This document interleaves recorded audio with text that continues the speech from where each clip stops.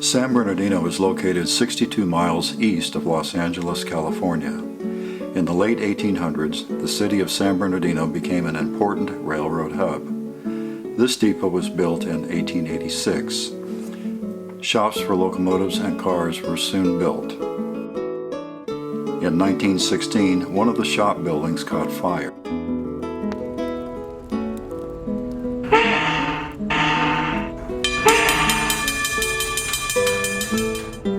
Embers from that building blew onto the depot.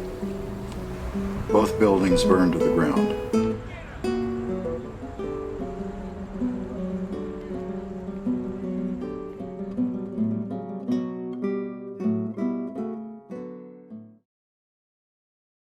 A new depot was designed by W.H. Moore. Plans were soon drawn up. Construction using steel and concrete began.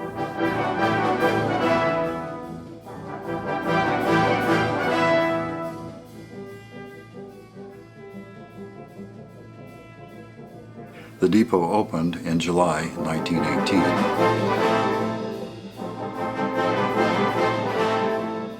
Like the previous wooden depot, the new one included a Harvey House lunch counter and newsstands. Later construction continued at the east end of the depot.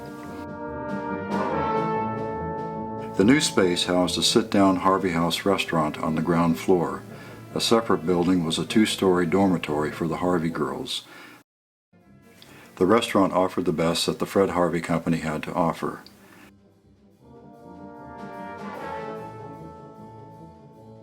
This 1923 view shows some of the many passenger trains that stopped at the depot every day. By the early 1930s, foliage had grown up on the walls. A Pacific Electric trolley rolls past. It would follow this curving route southwest of the depot and head to Colton. In the 1940s, the Fred Harvey services ended and the trolleys were replaced by buses. As with all major railroad towns during World War II, San Bernardino was busy with military personnel and civilian travelers.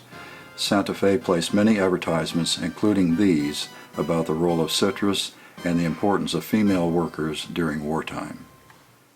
Through the years, a variety of famous people and some out-of-the-ordinary activities could be seen at both the original wooden depot and the current concrete one. Some of those included President Teddy Roosevelt posing in a locomotive before making a speech in 1903.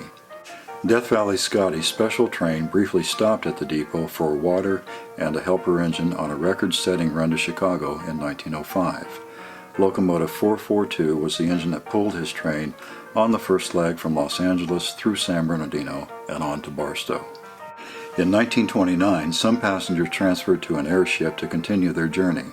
They arrived on a Union Pacific train, then boarded the blimp to continue on to Los Angeles. In 2007, scenes from the Changeling movie were filmed at the depot. The depot was backdated to the 1920s and represented a combined Union Pacific and Southern Pacific station in Los Angeles. Streamliner trains began running in the 1930s as shown on this postcard. From the 1940s into the 1970s, many looked like this one near 5th Street, just north of the depot. It's the Santa Fe Super Chief El Capitan arriving at the depot in 1970. Originally, two separate trains, the Super Chief and El Capitan, were combined into one in the years just before Amtrak took over.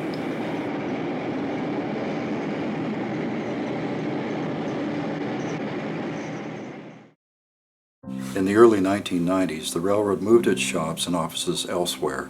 The depot became the property of the San Bernardino Associated Governments in preparation for Metrolink commuter trains to Los Angeles. The depot remained vacant for about 10 years and deteriorated badly. In 2001, it was listed on the U.S. National Register of Historic Places. From 2002 through 2004, the depot was restored. To celebrate, the grand opening in 2004 included restored steam engine Santa Fe 3751 and a variety of displays by civic organizations. In the present day, much has changed. The builder of the depot, Santa Fe Railway, was merged with others to form BNSF. The former railroad shops north of the depot were replaced with intermodal facilities, serving customers around the world. Still, the depot remains as a connection to the past, with the exterior and waiting room restored to its earlier appearance. A model of the depot is on display in the waiting room. Although intended for Metrolink and Amtrak passengers, it is open to the public. At the original ticket counter, coffee and snacks are available. The eastern part of the ground floor and most of the second floor are occupied by government offices. The building is so large because it was the Los Angeles division offices of the Santa Fe. That meant it housed management for the railroad from the Arizona border to Los Angeles and south to San Diego. This included the superintendent and his staff, the division engineer and his staff to make drawings, and train dispatchers, to name just 3 of the functions. On the ground floor, large rooms were originally for the handling of baggage, express items, and U.S. mail. Now the space is a museum.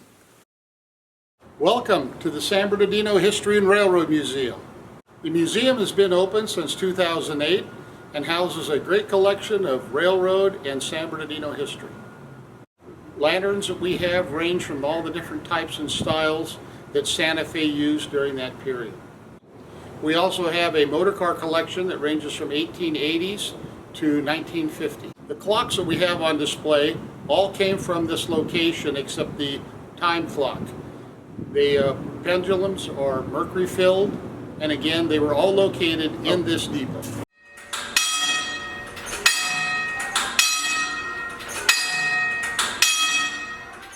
Near the museum, the Santa Fe Railway Historical and Modeling Society contains tens of thousands of historic items. Some are on display, most are not. However, everyone is welcome to have the staff locate archived historical items. In 1958, retired Santa Fe steam locomotive 3751 was given to the city of San Bernardino and placed on display in Viaduct Park, across from the depot. It remained on display until 1986, when it was acquired by the San Bernardino Railroad Historical Society. Here it is in 2014, arriving at one of the many Railroad Days festivals at the depot.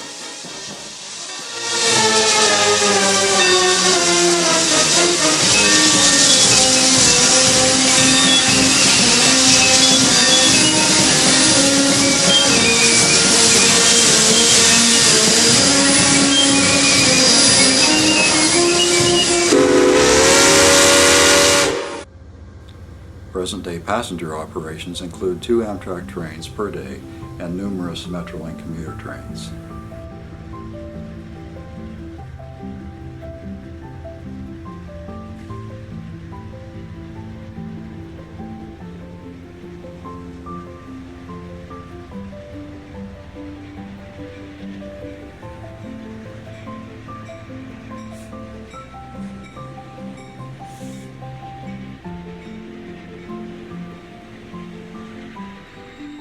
The depot celebrated its 100th anniversary in 2018. Along with the festivities, this plaque was placed near the 3rd Street entrance.